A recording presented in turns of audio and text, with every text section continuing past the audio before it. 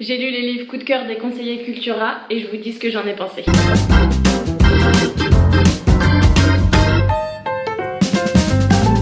Coucou, merci d'avoir cliqué sur la vidéo. Donc là ça va être la première vidéo, enfin vraie vidéo de la chaîne. D'ailleurs je remercie toutes les personnes qui ont regardé la première vidéo, donc celle qui expliquait un peu le concept de la chaîne et tout ça. Je m'attendais pas à autant de vues, donc merci beaucoup à toutes les personnes qui ont regardé et qui se sont abonnées. Donc ici pour résumer très vite fait, en fait je vais découvrir ou redécouvrir des auteurs avec vous et je vais vous faire part de mes avis, de mes impressions, et puis voilà, pour plus d'infos je vous invite à voir la vidéo préface, on va dire.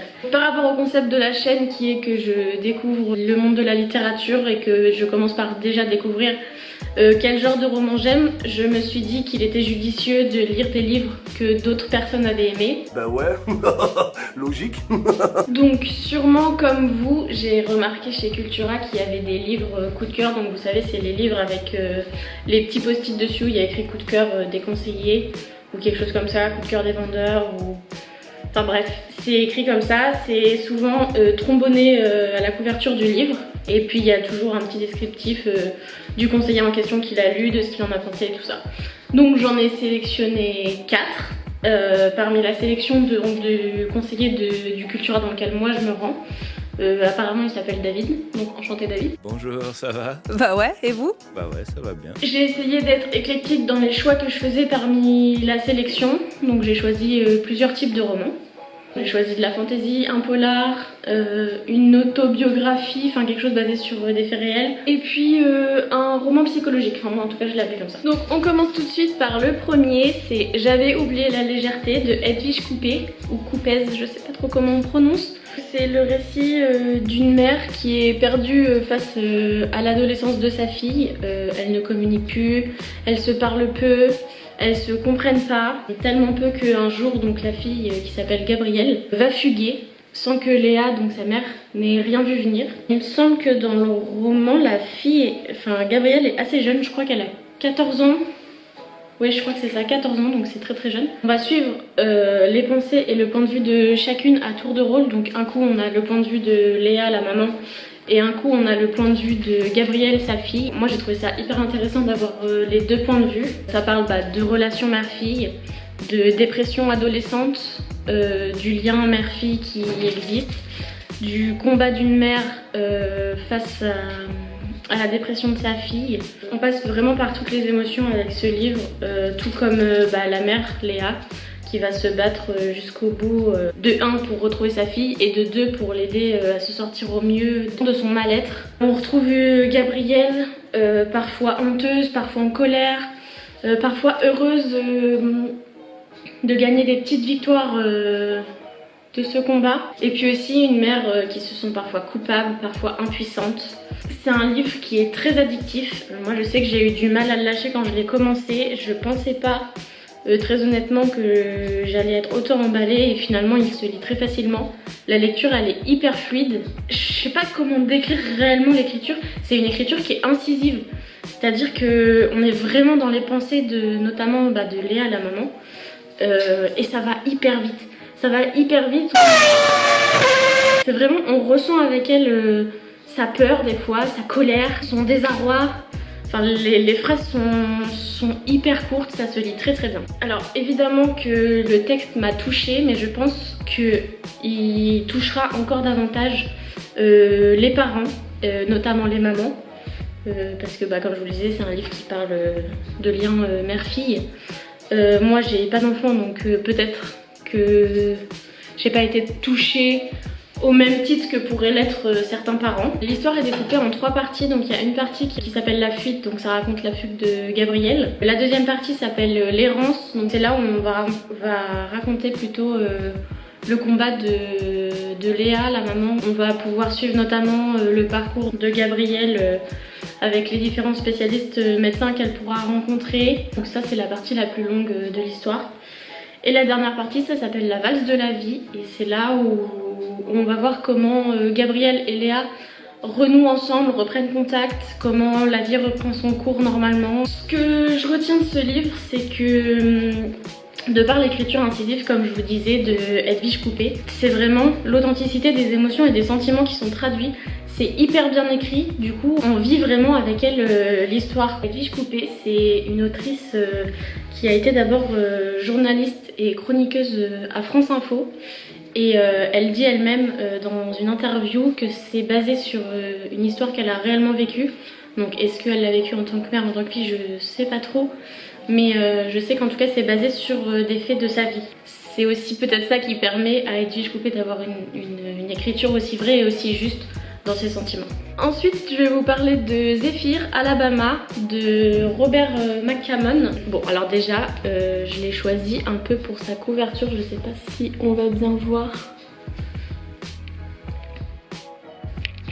Non. Et en fait, elle a des dorures et elle est verte. Alors, elle est super belle. Il y a une double couverture. Alors, j'ai un petit peu honte, mais je l'ai vraiment fait vivre ce livre, donc il est un peu abîmé. J'ai un peu pas trop compris pourquoi cette double couverture, surtout que ce dessin me parle. Voilà, si oui, on peut le rattacher à un petit peu une légende du livre, mais voilà, je préfère vraiment le dessus. Je sais pas trop comment on appelle ça. D'ailleurs, est-ce que ça vous intéresserait que je fasse une vidéo sur le vocabulaire littéraire? Parce qu'en fait, il y a plein de mots dans le monde de la littérature que je suis en train de découvrir et que je connaissais pas. Par exemple, ici, ça s'appelle le jaspage ou le jaspage. Je sais pas trop comment on prononce. Mais il arrive que des fois les livres ils ont des dessins ici, bah ça s'appelle le jaspage, voilà. Donc si ça vous intéresse que je fasse une vidéo sur le vocabulaire littéraire et sur peut-être ce qu'on appelle l'anatomie du livre en général, parce que le dos c'est ça, c'est pas ça par exemple. Donc dites-le moi en commentaire et puis ce serait peut-être pas mal. Donc ce livre c'est du fantastique. On va suivre Cory, un petit garçon entre sa 11e et sa 12e année. En fait Cory, c'est un petit garçon qui écrit déjà à son âge pour garder une trace, il dit, pour garder des souvenirs, pour pas qu'on oublie. Donc c'est lui qui écrit l'histoire, enfin non mais vous m'avez compris. L'histoire commence quand il assiste avec son papa à un mystérieux accident un matin très tôt lors de sa tournée. Son papa il est, comment on dit, livreur de lait. Donc ça se passe pendant la tournée de son papa qui l'accompagne. Ils vont voir une voiture tomber dans un lac avec un homme à son bord qui est déjà mort, qui a été torturé. Donc l'histoire va commencer comme ça. Et on va suivre Cory pendant un an. L'intrigue du livre c'est la résolution de ce mystère, de ce mystérieux accident. Ça va être le fil conducteur de l'histoire. Donc sur un an d'ailleurs le livre est découpé en 4 saisons. J'ai trouvé ça très ingénieux, limite pourquoi pas prendre le temps de le lire sur une année. Je pense que ça peut être une bonne option si jamais vous voulez pas le lire d'un coup. Il fait quand même, je crois que c'est plus de 600 pages. Ouais c'est ça, 610 pages, donc bon, si vous voulez l'égrener au cours de l'année, je pense que c'est tout à fait possible. Les chapitres sont divisés en, on dirait un peu des petites histoires, donc ça se lit bien. Bon, des petites histoires évidemment, elles sont toutes reliées entre elles. Au fil du roman, on va découvrir les habitants donc, de cette fameuse ville qui est Zephyr. Tous plus farfelus les uns que les autres, on s'y attache. En fait, on s'attache tellement à tous les personnages de la ville que j'ai presque envie de dire que c'est un village, mais je pense que c'est plutôt une ville. On découvre aussi les mystères et légendes de la ville parce que c'est du fantastique. Mais je trouve que le fantastique dans ce roman est amené, j'ai l'impression que c'est plus secondaire. Et il y a même des moments où je me suis dit, est-ce que ça s'est vraiment passé comme ça? Ou est-ce que c'est pas finalement l'imagination débordante de Cory qui lui pense que ça se passe comme ça, qui voit des monstres là où il n'y en a pas. C'est ça un peu qui m'a questionnée pendant toute l'histoire. Et je trouve que c'est un peu la force du livre, c'est qu'on se demande tout le temps, est-ce qu'il y a vraiment monstre? Ou est-ce que c'est Cory qui surimagine limite? Aussi, l'histoire elle se déroule courant des années 60. Donc il aborde aussi certains sujets sociétaux de ces années-là. Ça se passe aux États-Unis, donc on parle un peu de ségrégation raciale.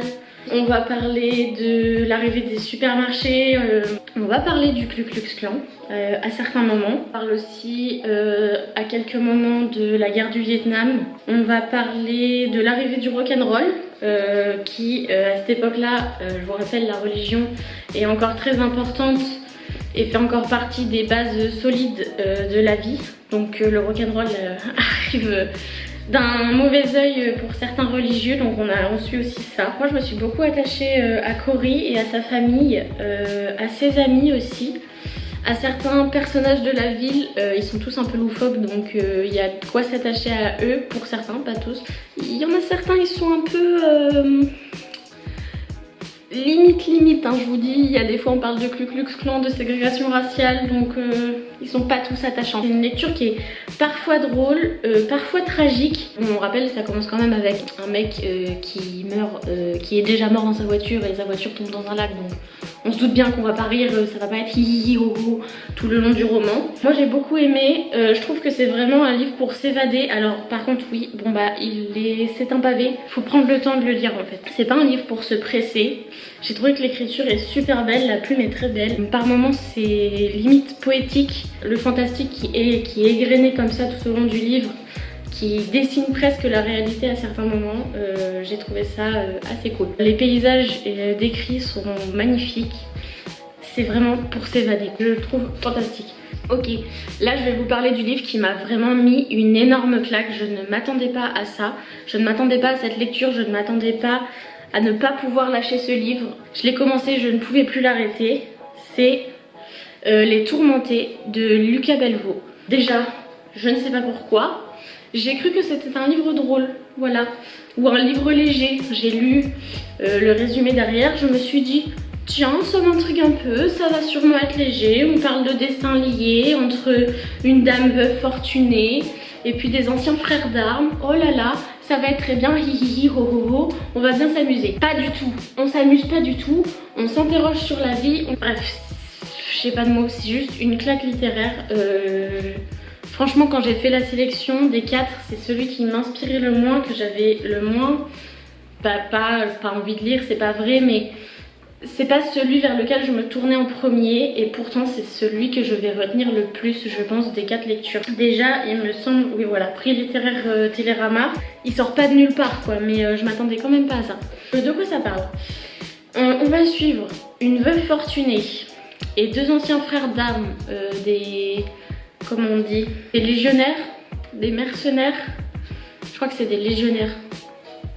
Je crois que c'est ça. Je suis pas hyper forte en armée et tout ça, donc j'y connais pas grand chose, mais tout ce que je sais c'est qu'ils ont fait la guerre tous les deux ensemble et qu'ensuite ils sont revenus vivre chez eux, donc c'est des anciens frères d'armes. On va suivre leur vie à tous les 3, comment ils sont liés actuellement. Skander, donc pour moi qui est plus le personnage principal que les 2 autres, même si on suit les 2 autres, c'est quand même un roman à 3. Skander, c'est un vétéran de guerre, il a été ensuite mercenaire et il n'a pas réussi après cette vie-là à reprendre sa vie en main. C'est-à-dire que là actuellement il est clochard, il a pourtant une femme et 2 enfants, mais il ne vit pas avec eux, il vit dans la rue.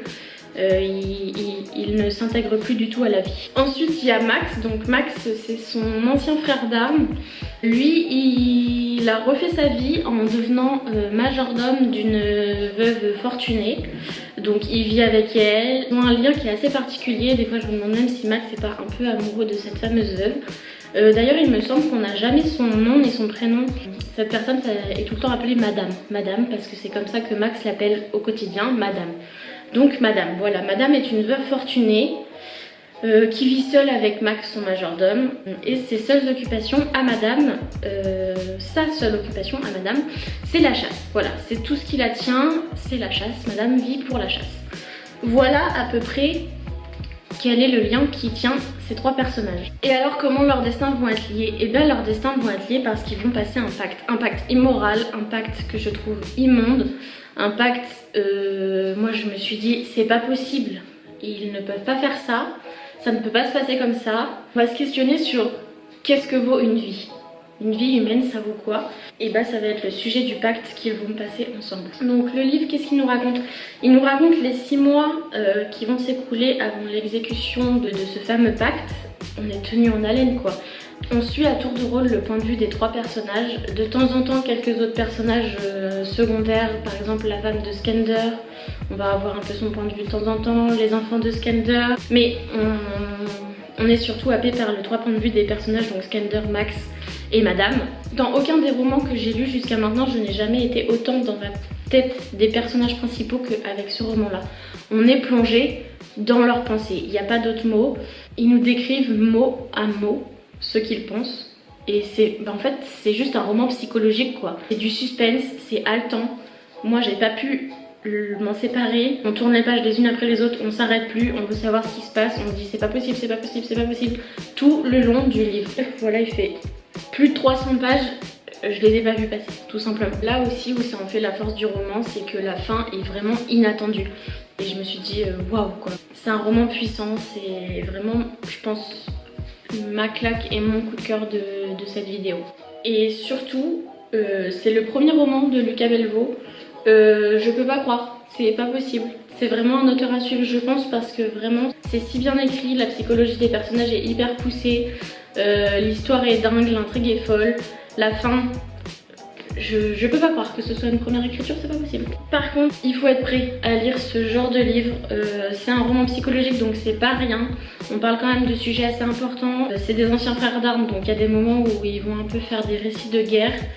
Ils vont se plonger dans leurs souvenirs les plus sombres. On parle d'armes, on parle de chasse, on parle de meurtre. C'est pas beau quoi, il faut être prêt à lire ce genre de choses. Je viens de relire le résumé, je sais pas à quel moment j'ai cru que c'était drôle. Vraiment, je me pose vraiment des questions. Et enfin, je vais vous parler d'un... C'est un roman policier, mais pour moi c'est pas vraiment un policier, il y a des pointes d'humour. C'est une aventure, on va dire, je sais pas trop comment dire ça, mais c'est un roman policier. Allez, on met dans les romans policiers, mais bon. Ça s'appelle La vie n'est pas un roman de Suzanne Cooper, écrit par Stéphane Carlier. J'ai beaucoup aimé. C'est pas un coup de cœur, je pense. En fait, j'ai commencé par celui-là, donc je me suis dit waouh, c'est un coup de cœur. Après, désolée, il y a les tourmentés qui sont passés par là. Mais c'est un très bon livre, c'est un livre doudou. C'est un livre avec lequel moi j'ai passé un bon moment et je pense que plusieurs personnes aussi pourront passer un bon moment avec. Déjà, j'ai adoré la couverture, je vais vous le mettre par là. Là, actuellement, je l'ai prêté à quelqu'un, donc je l'ai pas, mais voilà. J'ai adoré la couverture, donc c'est d'abord ça qui m'a happée. En fait, la question est simple, qu'est-ce que vous feriez si un jour vous recevez le message d'une inconnue sur Instagram qui vous dit « Je l'ai tué, il faut que vous m'aidiez ». Voilà. Ça commence comme ça. Suzanne Cooper, elle est autrice de polar à succès, de romans policiers, de thrillers. Donc la personne qui a envoyé le message, elle s'appelle Nora. On va suivre à tour de rôle leurs deux points de vue. En fait, j'ai lu beaucoup de livres où on suit des points de vue à tour de rôle finalement.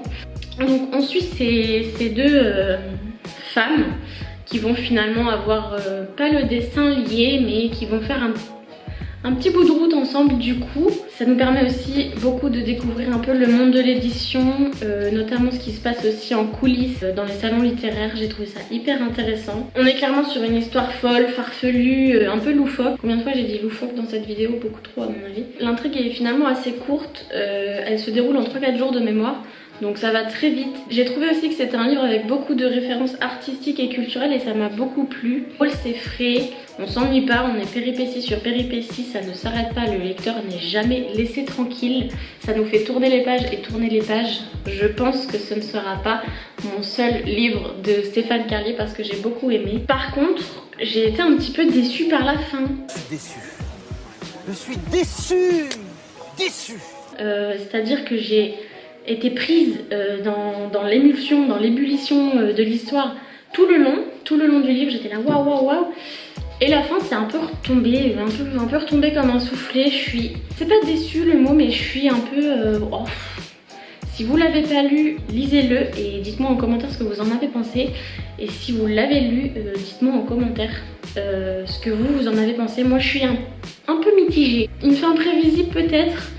Ouais, peut-être un peu trop prévisible, mais voilà, c'est un peu retombé pour ma part. Pour conclure et pour se rattacher au concept de la chaîne, qui est donc de découvrir les genres littéraires que j'aime ou les auteurs que j'aime, eh bien je n'ai pas vraiment de conclusion puisque j'ai aimé absolument les 4 livres que j'ai lus, même si je peux pas dire de chacun d'entre eux que ce sont des coups de cœur, sinon ce mot n'aurait plus de sens. Les Tourmentés restent un coup de cœur ceci dit. Je ne pensais pas être autant hypée par le fantastique, même si c'est ce que je lisais quand j'étais plus jeune.